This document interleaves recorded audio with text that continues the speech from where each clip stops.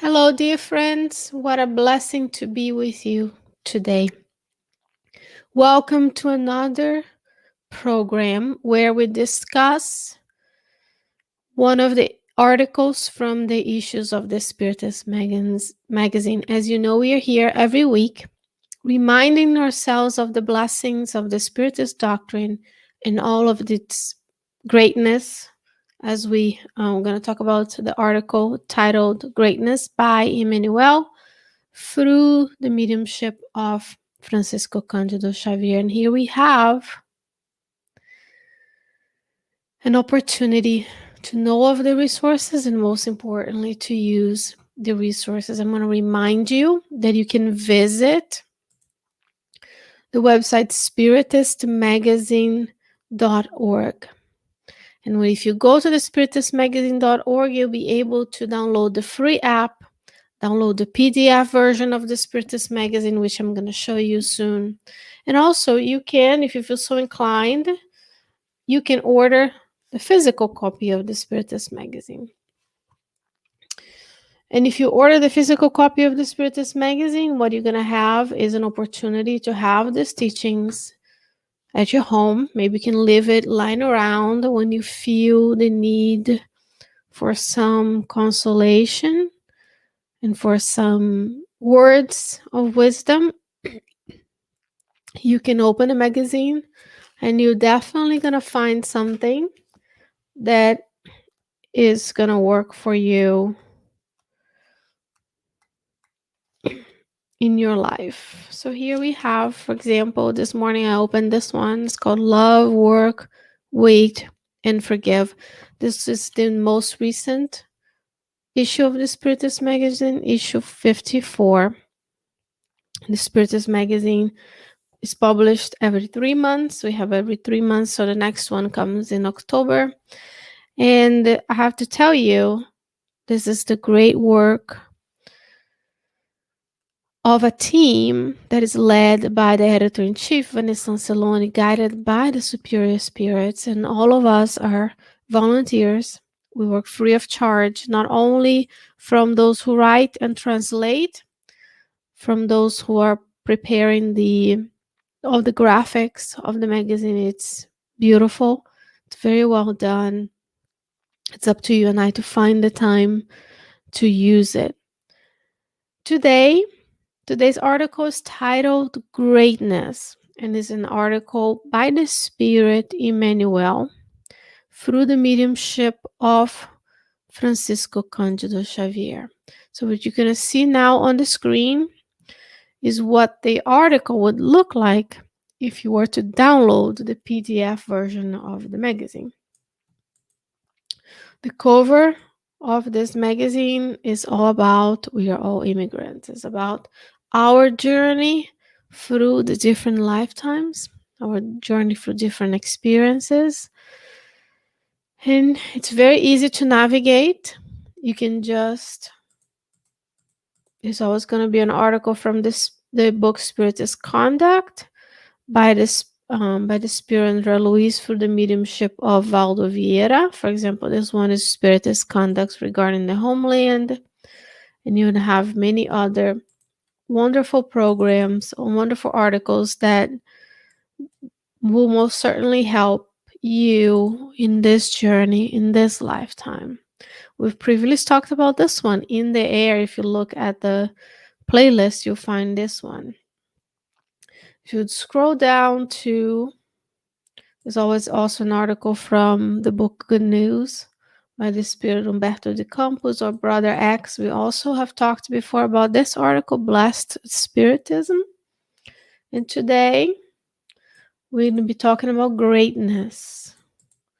What kind of greatness may Emmanuel be talking about, reminding us of today? So here we have, I'm going to put it on the screen so that you and I can read together. Of course, we're not going to talk about every single piece of the issue.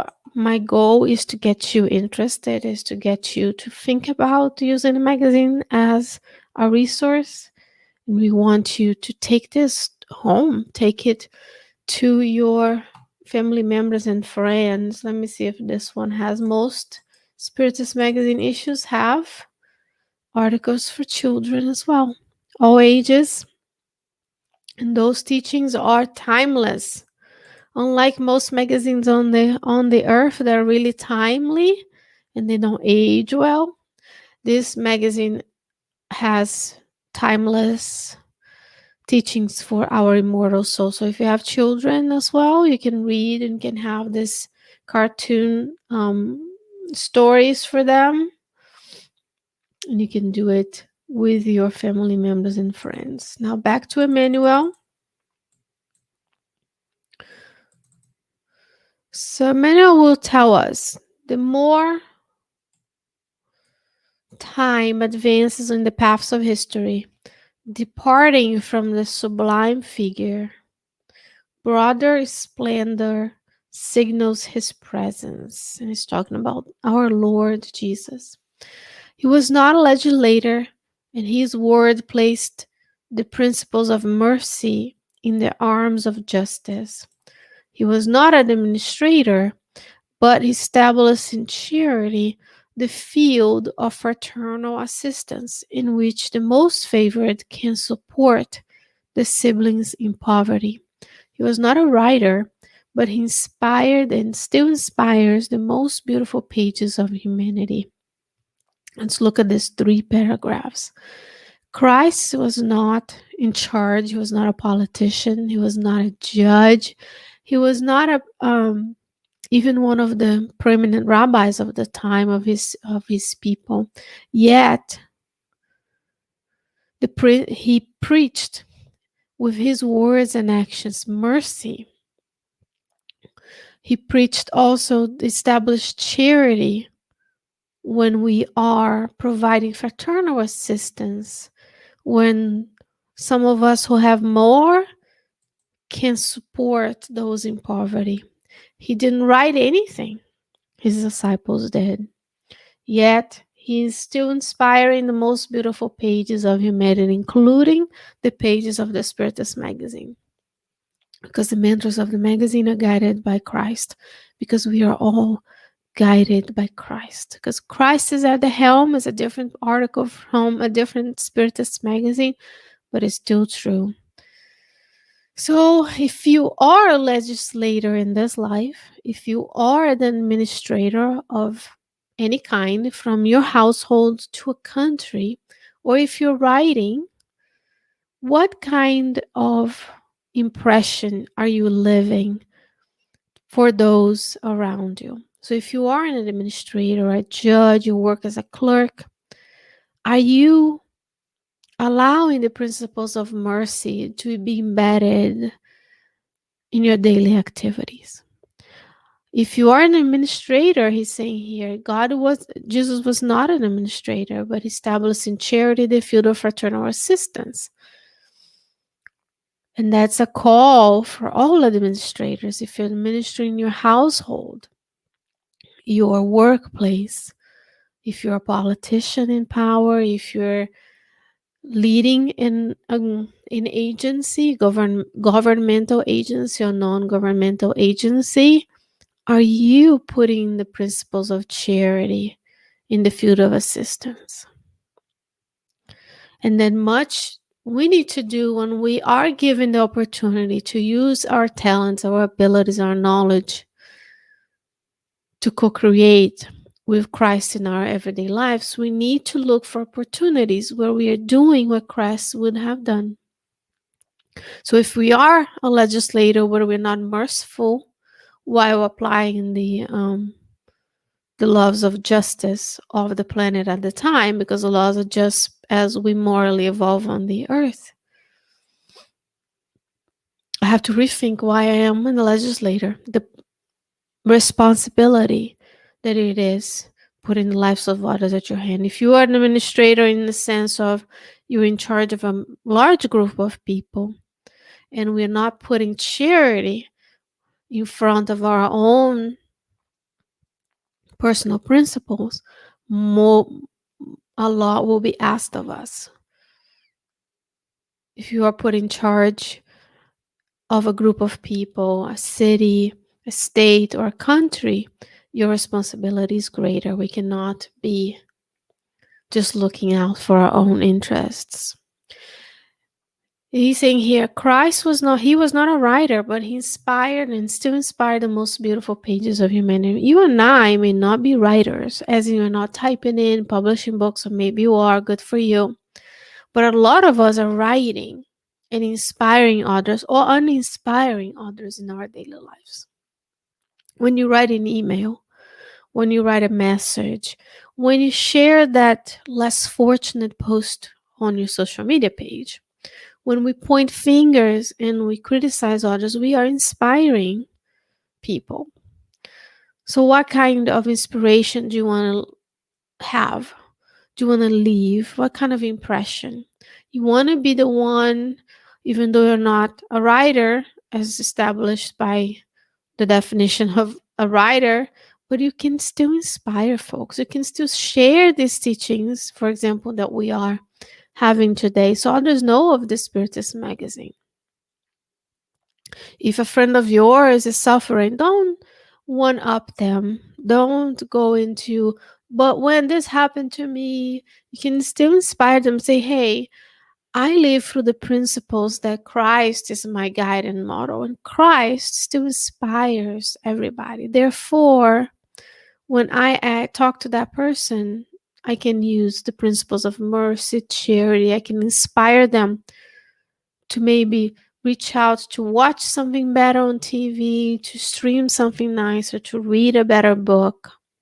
And that's how you can actualize the goodness of God in your life, even if you're not a legislative administrator or a writer in your title. Well, we are all administrating the resources that we have. We're all working and establishing values and rules in our households, for example. So there's always an opportunity to do the good, reminding us of how Christ is. And he says here, he was not a lawyer, but he continues to, but even today he's a defender of all the unfortunates. He was not an engineer, but he continues to build the strongest bridges designed for rapprochement and relationship amongst individuals. He was not a physician, but he goes on healing the ills of the spirit, as well as rising the constant lifting of more hospitals and more extensive works of beneficence, capable of extending relief and help to the sick. Jesus was not a physician in the physical world. He didn't go to medical school and became a physician. Or today we have many other people who perform very similar activities and have very similar scopes of practice. He was not a medical professional, yet he went and healed the sick. Healed not only their physical bodies, but planted the seeds of his word and his example in their lives so that we could be here today. And I want to thinking about where we are today in the pandemic, and that's why I said these teachings are timeless, because you could read this teaching decades from now, which we'll probably be doing, and we still can apply it to our daily lives. So he goes on healing the ills of the spirit, as well as rising the constant lifting of more hospitals and more extensive words of beneficence. And what those hospitals and beneficent works do, they extend relief and help to the sick. There's another message that we talked about, Spiritist medicine, if you will, in a separate program. That also Emmanuel bring to us the idea that when a therapeutic agent or a hospital or an institution or a new organization is allowed to exist and come to fruition on the earth, it's because we're ready to receive that benefit. So when Christ is coming and inspiring us to build hospitals to care for the sick, to extend our works, doing good for others, is because there's something we need. So when we see new therapeutic agents, new science of nutrition, new science of exercise, new science that shows to us the extent of the damage we are doing to the planet when we choose certain lifestyles and habits to nourish us in this physical existence, we need to open our hearts and minds to understand. Now we're ready to know. So we should not reject when the good spirits come and inspire the scientists to bring a new therapeutic agent to help us. We should actually look at the learn about risk, learn about biology and medicine, turn off. Maybe we should balance reading more and learning more about science and technology and how things work versus accepting what is out there. Even decreasing a little bit our consumption of less elevated works of art and freeing up that time so we can do the benefits, extensive works of beneficence. So Jesus is always inspiring us and reminding us through the presence of others who are in need, through that inspiring voice of our guardian angel we talked about in the past few weeks, of guardian angels, spirit guides, mediumship. And then when Christ is inspiring us to do something, we need to say, yes, I will come and help you.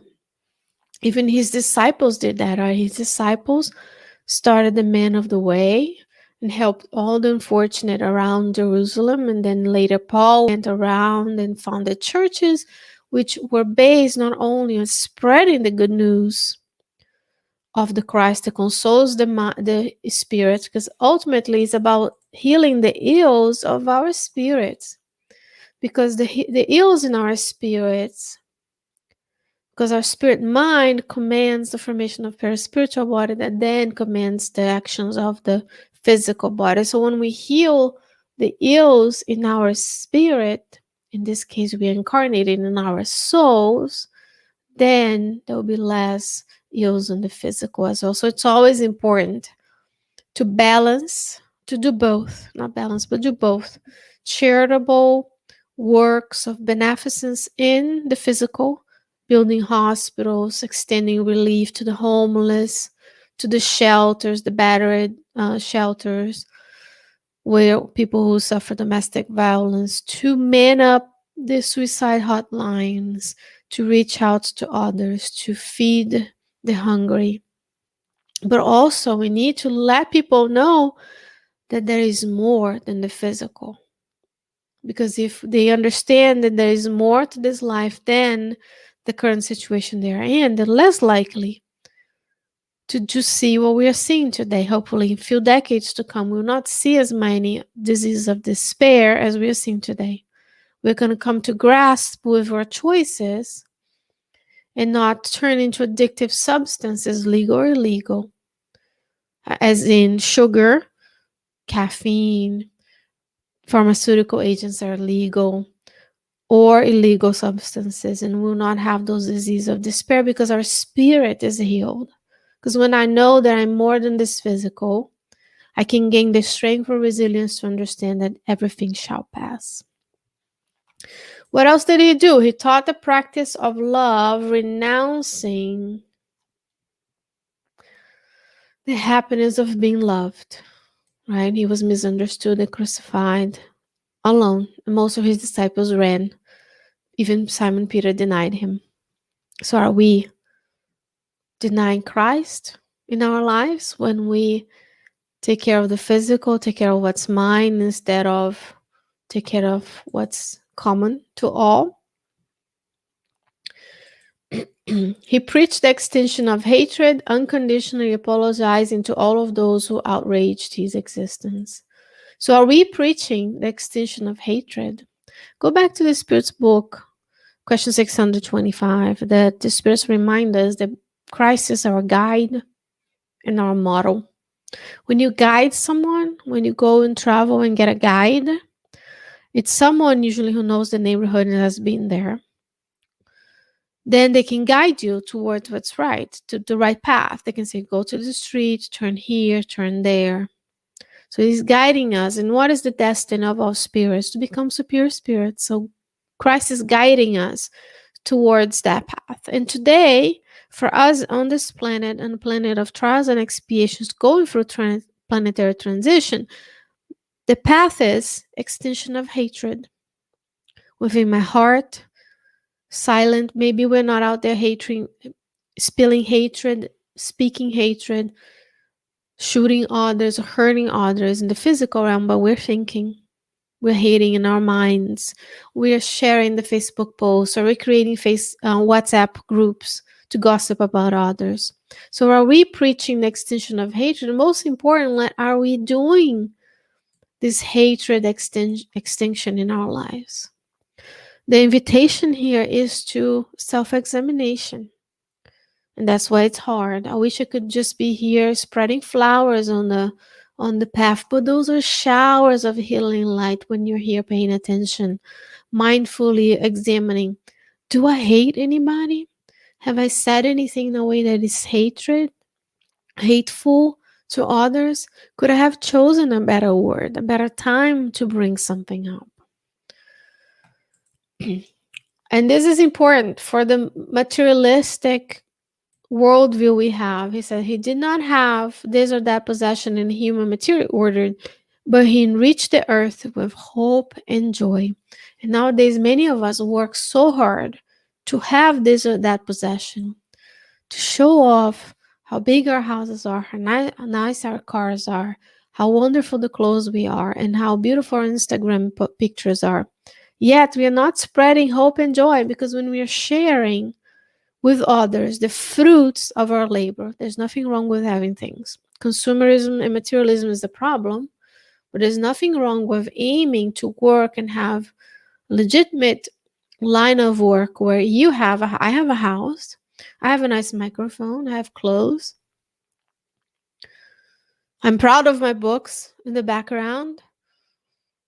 I'm proud of that. There's nothing wrong with that. But when that's all I'm doing and I'm not spreading hope and joy, actually, I'm the opposite. When I'm posting something that shows to others that I have, even though it may not be quite true, we know there's a lot of filtering on, and folks only showing the good stuff. And then someone else out there who doesn't have, now they are expressing jealousy and hatred, even without intention. So we are actually not spreading hope and joy. We're focusing on having this or that possession. So which side are we going to be? These are very difficult conversations to have, especially on a Tuesday evening when this first airs. But this is something we have to. And that's why being a Spiritist is hard, because we have to do what we preach. And it's a constant, every day. I try. Maybe this week I will look at my closet and see the things I don't need to use, and I will give them out to someone who needs. Maybe I'll look at my budget. I'll get rid of my debts, because if I stop buying stuff, I can focus on paying the debts, to having things to impress others that don't care about me. Then I have more resources to donate to my Spiritist center, to donate so that Feed More can feed the hungry.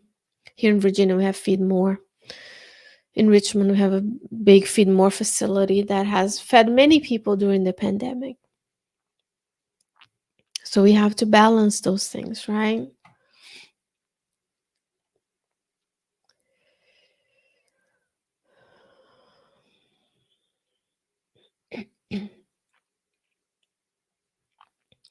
And it says here, he did not travel the continents of the planet, but he constantly elevated the destiny of community life by talking with some needy and destitute people in the limited region where he lived.